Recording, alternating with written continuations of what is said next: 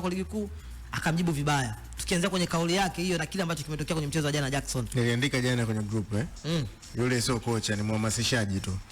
Kwa sababu ya aina ya mazingira ambayo anajaribu kuitengeneza nje ya pitch na kile ambacho tunaenda kukiona ndani ya pitch. Ukirudi hapa nyuma tutakuwa tunatoa mifano sijui ya Simba huko ilifanyaje 3-3 ile kocha msaidizi sijui nini na nini, ndio uhamasishaji wenyewe. Unapokuwa kocha msaidizi na maana wewe unatoa support kwa mwalimu wako mkuu kwa ajili ya kwenda kufanya vizuri. Lakini pia timu ya taifa ya Tanzania alikuwa kocha msaidizi chini ya Morocco.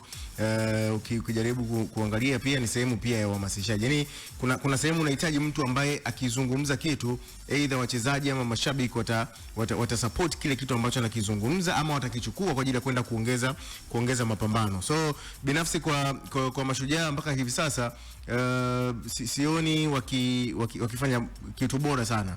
Amekuwa akitoa sare na kupoteza michezo mingi sana. Yaani ametoa sare nyingi, amepoteza michezo kadhaa. Ameshinda ndani michezo miwili tu tangu aingia kwenye kikosi hiko katika michezo 16 kama sio 17 ambayo amekwisha simamia. Ameamini 11 kama sio 12 ambayo amesimamia. Ndio.